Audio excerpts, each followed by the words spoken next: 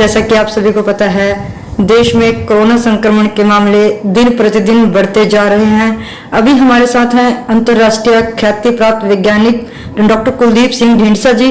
इनसे बातचीत करते हैं कि जिस तरह से कोरोना के मामले बढ़ रहे हैं, जनता से, लोगों से क्या अपील करेंगे डॉक्टर साहब? देखिए, ये सर्वविदित तथ्य है कि कोरोना की दूसरी लहर पहली लहर से कहीं ज़्यादा तेजी से, कहीं ज़्यादा गति है इसमें। और अब तो इसने सही मायनों में महामारी का रूप ले लिया है। प्रतिदिन 3 लाख से ऊपर, पिछले 8 दिनों से लगभग प्रतिदिन 3 लाख से ऊपर नए संक्रमण के केसेस आ रहे हैं। इसके लिए हमें कुछ उपाय, कारगर उपाय उठाने होंगे।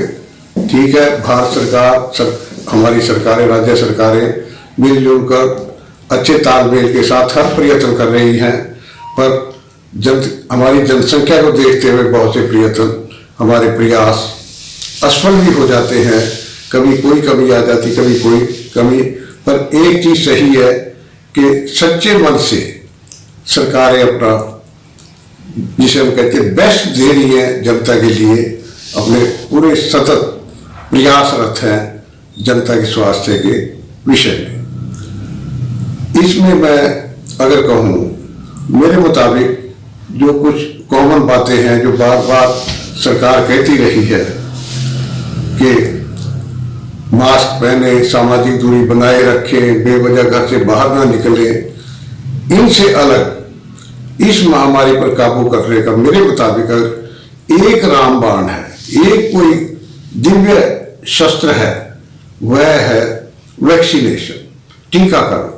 और हम टीकाकरण अभियान को कितनी तेजी से, कितने आक्रामक कार्यक्रम का रूप दे सकते हैं, उस पर हमारी निर्भर करेगी हमारी सफलता कि कितनी जल्दी हम इस महामारी पर इसको नियंत्रित कर सकते हैं। आप ये देखेंगे, मैं आपको बताऊं कि हमारे पास भारत में लगभग 40,000 वैक्सीनेशन सेंटर हैं, वैक्सीनेशन टीकाकरण केंद्र, और हर टीकाकरण केंद्र की क्षमता 100 या इससे ऊपर है। मेरा सुझाव होगा कि इसको हम 125 पर ले जाएं प्रतिदिन, 125 टीकाकरण प्रति केंद्र। इसके लिए हमें यदि अस्पतालों के समय में वृद्धि करनी पड़े, सुबह 9 से शाम के 9 तक कर सकते हैं। उसका एक लाभ ये भी होगा कि हमारे दुकानदार भाई, मजदूर भाई जो दिन में काम करते हैं, कार्यालयों में काम करने वाले कर्मचारी, वो भी शाम के समय 5 बजे के बाद टीकाकरण करा सकते हैं।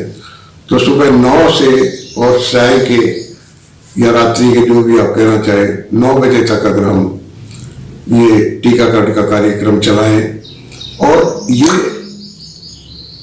जिसे मैं कहूँगा 12x7, 12 घंटे प्रतिदिन और हफ्ता के 7 दिन ये अवकाश रहे सप्ताह होंगे, किसी भी प्रकार की कोई छुट्टी में नहीं मनाई जाएगी।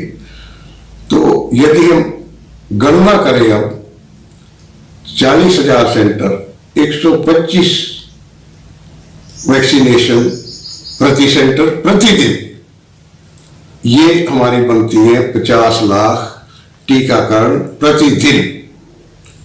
इसका तात्पर्य ये हुआ पंकज जी कि ये लगभग 15 करोड़ प्रति मास हम टीकाकरण कर पाएंगे। और यदि हम इस गति को मेंटेन रखते हैं तो आप देखिए, अप्रैल, मई, जून, जुलाई, और मैं 15 अगस्त की वो जो हमारे लिए बहुत महत्वपूर्ण दिवस है, हमारा स्वतंत्रता दिवस, उसकी रेखा तक ले जाना चाहता हूं। ये 4.5 महीनों में हम लगभग 67,000 67.5 करोड़ लोगों का टीकाकरण कर चुके होंगे, जो हमारी आबादी का लगभग आधा है। ये हमारे लिए बहुत सुखद पड़ाव होगा कि स्वतंत्रता के दिन हम ये कहने का गर्व प्राप्त कर सके स्वतंत्रता दिवस पर कि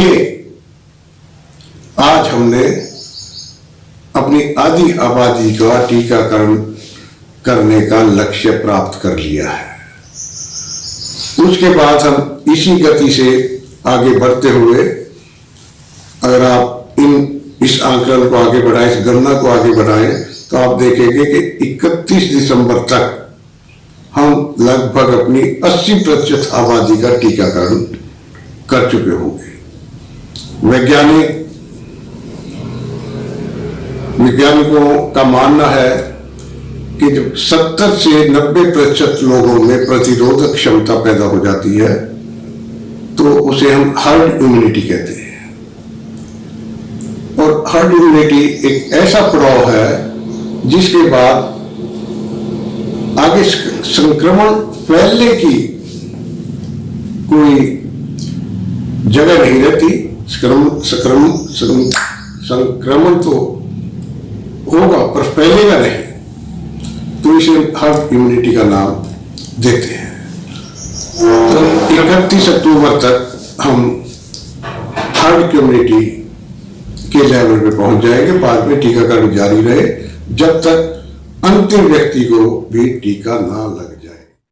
डॉक्टर साहब, जैसे कि कोरोना संक्रमण का जो दूसरा चरण है युवाओं के लिए घातक साबित हो रहा है और सरकार द्वारा 1 मई से 18 साल से ऊपर के सभी लोगों को वैक्सीनेशन करवाने का जो है फैसला लिया गया है, और युवा जो होते हैं लापरवाही बरतते हैं, सीरियस नहीं लेते। युवाओं के लिए क्या मैसेज देंगे डॉक्टर साहब? देखिए, आज का युवा रवि जी अपनी जिम्मेवारी समझने में 18 साल में बच्चा व्यस्त हो जाता है, वो अपनी जिम्मेवारी बखूबी समझता है।